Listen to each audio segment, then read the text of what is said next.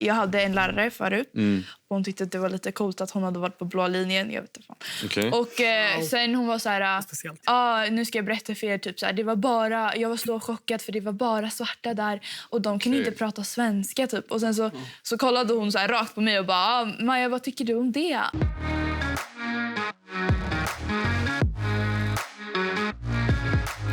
Idag ska vi prata om uppdelade skolor och känna sig utanför på grund av sitt ursprung. Så hur skulle ni beskriva er skola? Pampig, mycket traditioner. Det är en skola som kommer få dig att kämpa. De kommer få dig att göra ditt allra bästa. För du kommer gå i en klass med studiemotiverade elever. Vilket kommer göra att du själv blir studiemotiverad. Du kommer vilja briljera. Du kommer vilja visa att jag är minst lika bra som de andra här. Du verkar nöjd, men ni andra? Definitivt unik. Det är en skola som försöker vara lite annorlunda från alla andra. Annorlunda på vilket sätt? Ja, till exempel din skola, det är väldigt många traditioner där, väldigt stor uppdelning. Och vår skola, de började redan där hela tiden med att försöka byta upp de skillnaderna och se till så att alla kan samleva. Alltså jag skulle beskriva min skola typ som en bubbla. Bubbla? Ja, från typ omvärlden. Alltså det är människor från samma platser, från Stockholm och från samma samhällsklasser. Och om man går in där så är det som ett vitt papper och så blir man en liten så här, färg på pappret. Ja, det är typ min skola. Jag skulle säga för den skolan jag går i, alltså det är många elever från olika delar av Stockholm. Men just alltså hur eleverna är, de flesta är liksom så här, men typ vita svenskar. Inte så mycket från typ så här förorten och typ folk som har en annat ursprung än vad som är norm i Sverige. Känner ni andra igen er i det? Jag gör det för jag går i samma skola. Jag håller definitivt med det Lina säger i att man kan lätt känna sig utanför om man tillhör en etnisk minoritet som i Lina. Jag har ju mina vänner, men om jag möter typ nya kompisar så är det mycket så här förutfattade meningar, mycket fördomar. Man antar direkt att jag är från förorten, att jag ska börja rappa plötsligt. Jag vet inte fan. Jag är med i utskott i skolan och sådär. Och det var något krök typ. Och så var det någon som kom fram och bara, bro, ge mig ett ortenpass. Man bara, va? Vad snackar du om? Och då tydligen, det har någonting med att han ska få prata som man gör i en förort. Och han bad om ett ortenpass? Ja, och först och främst, jag representerar inte någon förort. När jag är ute med folk, då jag representerar mig själv och ingenting annat. Så det var den enda gången. Men att jag känner av mer segregation inom skolan än vad jag skulle göra utanför, det stämmer inte. Jag ser inte det problemet. Om du går dit och visar vem du är, tar din plats, säger... Alltså, folk tror inte saker om en bara så. Självklart, om jag hade blivit arg någon gång eller något sånt, det finns säkert idioter som hade tänkt men det är vart han kommer ifrån. Det sitter i hans blod, bla bla, någonting sånt. Men det finns också folk som kommer bara se dig som vilken annan person som helst. Det gäller att du också försöker. Du ska inte gå runt och tro att folk tror illa om dig. Du ska inte gå runt och tänka han är skummis, han är från stan. Nej, tvärtom. Ta din chans och lär känna folk som du kanske inte har chans att träffa när du är i ditt eget område. Jag vet själv, det finns många i min klass som mycket invandrare. Ungefär hälften just på grund av att det är naturlinjen. Men jag vet många i min klass som inte ens vill prata med de andra. Någon svensk som bor inne i stan. Alltså de invandrarna i min klass vill inte heller ta den chansen eller ge de andra en chans och kanske visa att vet du vad, vi tror ingenting illa om er. Alla har sitt eget ansvar i det här. Men Lina, vad säger du? Alltså, jag förstår vad du säger. Alltså, det finns ju fördomar från båda sidorna. Men just för den skolan där jag går i, så i min klass är jag typ bland de enda som har utländsk bakgrund och den enda utav 33 som har liksom bakgrund från förorten. I klassen då? I min klass. Och typ generellt i linjen går jag och sambeteende så är det inte så många som har utländsk bakgrund. Just när man är i sådana sammanhang då är det mycket så här svåra. Alltså, jag kände typ i början av skolan att jag kanske blev mer typ så här utfryst. Det var väldigt svårt för mig.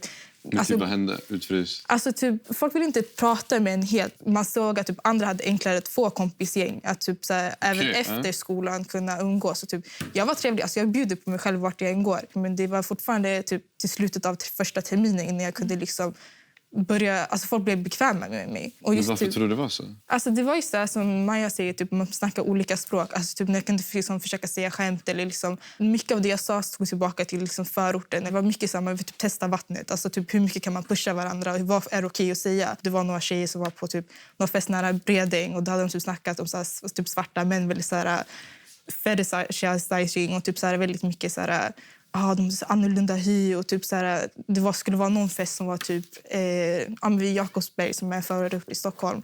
Och då hade typ någon elev sagt till min kompis att måste jag ha skottsäker väst för att kunna ta mig dit. Alltså det är mycket så här, alltså man klär sig typ på normer som är från förorten och folk reagerar på det. Jag och Lina, vi går i samma skola. Okay. Och jag upplevde första dagen bland annat att folk försökte få in mig i den här förortsboxen nästan. Och det jag gjorde för att... Hur ser förortsboxen ut? Jag får se. Jag kom dit med om jag kommer ihåg rätt så var det en svart väldigt fluffig jacka med en viss stil som tydde på att jag var från förorten. Okay. Och så fort folk såg mig så tänkte de massa grejer. Hälften av min klass ville inte ens prata med mig. Men alltså, hur vet du det? Märkte du det eller vad hände? För de sa det till mig 4 månader senare. Okej. Ja. Det första jag gjorde när jag märkte att folk kollade på mig konstigt och var lite så här, jag tänkte, vad har det saken att göra? Sen det jag gjorde för att jag kan visa dem att jag är normalt. Det är okej. Jag hoppade från ett bord ner i spagat och det gjorde så att folk tyckte att jag var så himla underlig och konstig, att de var lite mer bekväma. De bara, att det typ bröt isen nästan. Från det fick jag veta massor med grejer folk tyckte. De bara, men vi tyckte det var lite läskigt. Du verkade vara lite grann från förorten ett litet tag. Och det gjorde oss lite väldigt oroliga.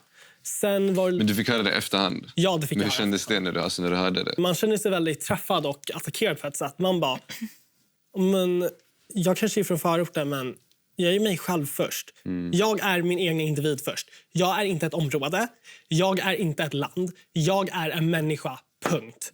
Fast tror du inte, alltså jag personligen, jag hade inte haft några problem att snacka med någon från förorten. Jag tror de flesta som inte kommer därifrån kanske hellre hade pratat med någon från förorten än någon som ställer sig på ett bord och hoppar ner i spagat. Om man går i en skola som är så homogen att man är typ den enda, alltså det är vi 5 stycken på hela skolan. Man försöker så mycket i början att man blir trött, man blir fysiskt trött för att man försöker så mycket att vara trevlig, men det blir ändå den här, vi vill vara kompis med dig för att det är typ trendigt, det är coolt att vara kompis med dig, men vi vill inte ha dig hemma, vi vill inte att du syns med oss. Alltså lite den. Jag är trött på att typ folk ska ställa krav på att vi som är typ minoriteten, vi ska liksom behöva ändra på allting. Vi ska vara mer som dem, eller vi ska vara mer trevliga eller hitan och massa skit. Liksom för att det är tröttsamt. Vad gör den anpassningen med självbilden? Fett mycket. Vad tänker du? Nej, men alltså det är bara så här, det blir ju till självhat till slut för att alltså, du tappar bort dig själv. Så pass? Någonstans i någon så här konstig... Alltså jag började få typ ätstörning i början av 1:an för att jag var så här, jag måste se ut som dem, jag måste vara smal som dem, klä mig. Alltså det skapar den här stressen. Alltså det David sa just typ att hans klass är väldigt 50-50. Alltså det ändrar ju dynamiken i klassen. Yes. Det är typ något som jag kanske inte har i min klass. Eller jättemånga inte har i sina klasser. Och just typ 1:an var jättejobbig för jättemånga av dem jag känner. Det var jättemånga som hamnade i väldigt många alltså depressioner. Och typ, alltså jag känner inte att jag försökte ändra mig till att så här, passa vad typ svenska ideal är av skönhet eller svenska ideal.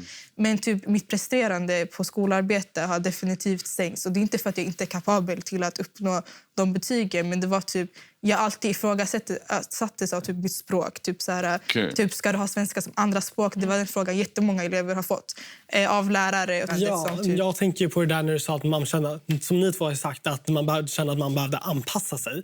Och det kände jag definitivt redan från början. Jag kände att jag var tvungen att ändra min stil, ändra hur jag talar, ändra hela min attityd och hela min världsbild för att passa in i min klass. Om någon skulle såga mig för du har den här jackan eller du har den här tröjan. Men tyst på dig, du ser ut som en 80-talist med din klädstil. Alltså, förstår du? Det är, så här, det är bara att stå upp för det. Det är inte en big deal. I mitt fall så var det inte bara den här blickarna och små grejer. Det var ju ett stort utanförskap jag kände. Ingen ville prata med mig alls. Folk tyckte att jag inte passade in och att jag var så himla annorlunda att ingen kunde prata med mig. Det gjorde så att jag kände mig så himla utanför. Att jag kände att om du vill kunna överleva i den här klassen, om du inte vill vara ensam, om du ens när du har grupparbete ens vill kunna göra någonting, förutom att kasta sig åt sidan och bli behandlad som skräp av folk, så måste du ändra allting. Och det är tyvärr vad jag gjorde. Jag kanske har det lättare på grund av att min klass är hälften, att hälften är från förorten. Och det är inte så att de kommer från exakt mitt område, utan det är olika områden utspritt över hela Stockholm. Men jag känner ändå att för jag har integrerat mig själv väldigt mycket i alla de här svenska gängen i skolan. Jag känner mig accepterad av alla. Om någon inte skulle acceptera mig, då... Men det har varit mycket om anpassning och så. Så jag tänker så här, jag läste att det händer att folk faktiskt byter skolor. De känner sig obekväma över att de har så lite mångfald i skolan. Känner ni igen er i det? Alltså många kanske kanske tycker om skolan som helhet och kanske inte vill byta, men just typ när ens vängrupper typ byter, då faller det efter. Typ så här, okej, den här kompisen bytte och den är kompis med den här, alltså då byter de och då förlorar man ju typ, alltså skolan förlorar delvis mångfald och man förlorar sina egna så här vängrupper. Har du någonsin haft tankar på att byta? Ja, definitivt. Definitivt. Ja. Men du har inte bytt? Nej, alltså för jag tycker om skolan som helhet och typ så här, alltså jag tycker ändå att det är bra lärare, i alla fall de jag har haft. Och typ så här, jag har inte känt att det är nödvändigt för mig att byta, för typ de flesta av mina närmsta vänner är ändå kvar. Men typ alltså det händer att man typ inte orkar med det och typ känner typ så här, men varför gör det inte enklare för mig själv att vara någonstans som i en miljö som jag ändå är mer bekväm med och mer typ så här van vid. När jag valde gymnasium jag visste om att alla mina val var i princip skolor som jag visste om att det skulle inte vara så stor mångfald. Och det var ett taktiskt val. Jag var helt okej med det. Eller jag ville det. För att jag kände jag kommer fortfarande vara med dem som jag har umgåtts med sedan jag var yngre. Jag kommer fortfarande ha deras liksom, stil. Jag kommer fortfarande vara med dem, umgås med dem dag ut, dag in. Varför inte mixa upp det? Nu, jag har lärt känna människor som beter sig på ett helt annat sätt. Som aktiviteterna, det är inte samma saker. Festerna, det är bara på ett annat sätt. Och det har bara lärt mig saker. Nu jag kan vara med vilken typ av människa som helst och ändå känna mig bekväm och ändå kunna få dem att acceptera mig. Om de inte gör det, det är inte mitt problem. Då kan det sticka. Det spelar ingen roll. Mycket fördelar, men har det funnits någon nackdel? Men det som jag har sagt, jag känner inte att skolan har en nackdel. Vi snackar rasifiering och att folk kommer från andra områden. Jag känner inte att det syns mer i skolan än vad det gör i vardagslivet. Jag tror att när jag åker runt i en bil bara så, polisen säger men vadå, det är en blatte som sitter i en bil. Vi stoppar honom. Bara en sån sak, utan att man har gjort något fel. Bara en sån sak känns mer än när jag går till skolan och alla accepterar mig. Som det har varit för mig. Det kanske inte stämmer in på de andra. Alltså jag håller faktiskt med. Typ mycket typ när, alltså typ innan gymnasievalet, man har ju ändå en idé av hur typ skolor ser ut. Och typ man vet ändå typ att man, alltså när man väljer en skola, man har ändå en uppfattning om hur mångfalden ser ut och sådär. Så jag tycker definitivt att alltså man lär sig mycket av att träffa olika alltså, grupper av människor. Samtidigt som typ, visst man stöter på typ sen, alltså problem och man stöter på liksom så här, saker som man inte är så van vid. Så visst, man lär sig mycket. Men samtidigt är liksom, när man går till skolan och man blir bemött på ett dåligt sätt, att det är så här, varför ska inte ta det enklare vägen och typ bara vara en miljö som är van vid. Men samtidigt tänker jag också så här, typ, de flesta arbeten, universitet och allting kommer ha liknande dynamiker ändå. Jag tänker, Mert, har du känt att du vill byta skola eller så? Ja, jag kan ju säga det här. Eftersom jag i mitt fall assimilerade mig väldigt fort in i min klass och så på ett sätt och bytte helt och hållet, så kände jag den där tillhörigheten rätt fort som gjorde så här, att jag inte ville byta skola på samma sätt. Att jag inte kände mig utanför så mycket. Men det som hände var att jag märkte i tillhörigheten så såg jag ändå att jag var väldigt annorlunda. För man fick ju höra typ så här små skämt som folk inte trodde man skulle bry sig om bland annat etniska minoriteter. Och det var väldigt många rasistiska skämt och jag var ju för rädd i början för att säga något åt det. För jag var ju rädd för att jag kommer hamna utanför. Och men vad var det för skämten till exempel? Ja, jag kan ju säga ett skämt som faktiskt hände rätt nyligen, roligt nog. Okay. Som man hör fortfarande idag. Det var ju att vi hade en maträtt på vår skola. Och den liknar en turkisk maträtt. Okay. Och en kompis till mig sa turkiska maträtter är nästan lika hemska som befolkningen. Okay. Och som turk så kände jag mig väldigt träffad där. Och då var det lite så här... Är han seriös? Han kan inte vara seriös när han säger det. Det där är bara vidrigt att säga. Förstår han inte att 1, jag är turk. 2, det där är fel. 3, det där är fel. Liksom. Men vad sa du till honom då? I den stunden så hade jag ändå lärt känna honom tillräckligt länge för att våga säga emot det där. Att jag kunde säga, lyssna, skämta inte om det där är vidrigt beteende. Och du borde aldrig säga något sånt. För det är rasistiskt, det är dumt. Sådana tankar leder till diskriminering, till mobbing och till trakassering. Och sånt är fan inte okej. Okej, Maja, har du någonsin haft tankar på att byta? Ja, jag har... Ja. Okay, jag har till och med besökt en annan skola. Så pass? Ja, men jag stannade. För att utbildningen på min skola är väldigt bra. Och jag går estet, så det är, så här, det är en bra estetlinje. Och alltså, som du sa, oavsett hur tröttsamt det kan vara ibland, så lär man sig ändå. Och man lär sig att möta som David sa, olika människor. Och det kan jag ändå se så här fördelar i. Att man lär sig om olika människors bakgrund och klasser. Och när man sen kommer ut i vuxenlivet, man kommer inte bara kunna träffa folk från sin område. Man kommer träffa alla. Och då är det bra att kunna bemöta alla. Och liksom, ja. Det är som du säger. Alltså, det finns vissa människor, vissa personer i min klass, i min skola. De vet vilka de är. Jag är så himla glad att jag har träffat dem. För att jag hade aldrig träffat och lärt känna och faktiskt umgått med såna människor om jag inte valde den här skolan. Och det är som du säger, vi kommer komma ut i arbetslivet, vi kommer komma ut på en arbetsmarknad där du måste kunna anpassa dig. För i slutet, det kommer vara du som behöver anpassa dig för att få ett jobb, för att komma in bland dina kollegor. Och du kommer inte kunna säga till dem så mycket. Så det är lika bra att lära dig vara med alla typer av människor redan nu. Än att Och bygga ett starkt självförtroende bygga upp inom ditt dig själv. självförtroende. Jag exempelvis, jag hade inte tagit åt mig av ett sånt skämt. För att jag är en person, jag hade svalt det, jag hade skämtat tillbaks lika hårt dagen efter. Alla fungerar inte så, jag förstår det. Men om man bygger upp ett sånt självförtroende, om man bygger upp en sån självkänsla att vet du vad, driv med mig, kasta skit på mig, jag vet vem jag är. Alltså skämt och sånt är en sak. Jag tycker självklart att man ska kunna skämta tillbaka. Alltså man ska liksom kunna ha självförtroende. Men det finns vissa gränser också. Alltså det finns typ, vi vet inte exakt vad personerna tänker. För typ, alltså, visst, elever är en sak. Men sen finns också själva lärarna och utbildningen. Till exempel, alltså det främjar typ en viss bild. Typ när man pratar om andra etniciteter eller andra religioner, då kommer det fram i diskussioner om vad typ folk ser. Till exempel i min skola, det händer jätteofta att flera lärare vill typ säga n-ordet för att typ det ska vara så här utbildningsskäl och typ så här, utbildningsskäl. Ja, men exakt. Och typ så här, när man pratar typ exempel typ om så här, islam. Alltså jag är typ den enda muslimen i hela min klass. Och då var det mycket så här typ det måste uppstå väldigt så här, kvinnofientligt och typ så här, som islamister och typ vad ISIS gör och det är typ Men så generell okunskap bara, eller? Ja, generell okunskap och det främjar mer också av lärare som typ håller igång det. Okej. Ja, Men alltså, det är fan sant. ja, berätta. Alltså jag har ett konkret exempel. Jag hade en lärare förut. Jag kommer inte ihåg hur vi kom in på det, men hon var så här, jag har varit på Mall of Scandinavia. Typ. Hon tyckte att det var lite coolt att hon hade varit på blå linjen. Jag vet inte fan. Okay. Och sen hon var så här, nu ska jag berätta för er. Typ, så här, jag var så chockad för det var bara svarta där. Och de kunde inte prata svenska. Typ. Och sen så kollade hon så här, rakt på mig och bara, Maja, vad tycker du om det? Och så alla så här, kollade. Framför klassen alltså? Ja. Och alla så här, vände sig om och kollade på mig och bara, ja, alltså jag har faktiskt märkt det att de kan inte prata svenska. Och typ så här, värsta diskussionen. Och sen också så här, på den skolan, lärarna har sån stor respekt. För det är så här, de har vunnit priser och de är hit och de är dit. Och det är så här högt intagningspoäng. Så att jag fattar alltså, exakt den här grejen. Det är en sak med elever. De kommer ändå bli vuxna, förhoppningsvis lära de sig. Men lärarna, alltså, de lyssnar ju på lärarna såklart. Tror du att det påverkar de eleverna? Alltså Ja, från lärarna? Ja, det gör det. Jag säger att det påverkar elever. För när de får höra något sånt, de tänker att det är mer acceptabelt att fortsätta med sådana åsikter och tankar. Och det blir bekräftad av typ lärare. Jag känner inte att mina lärare skulle basera sina skämt eller något. För mina lärare, har de aldrig lagt något sånt här skämt? Självklart, men de lägger skämten mot mig för att de vet att jag är en sån person. Så de har gjort det? Men jag vet inte, jag tänker inte ens på det för att jag får skämt och sågningar mot mig av lärare varje dag. Alltså varje dag. Men jag är en sån som skämtar tillbaks och sågar tillbaks. Men är det okej att de gör det? Det är helt okej för mig. Men ska man alltid svälja det? Nej, det är klart. Om någon tar åt sig, säg att du tar åt dig. Säg vad fan snackar om? Stick härifrån, sätt dig ner. Vadå, du är lärare och sen?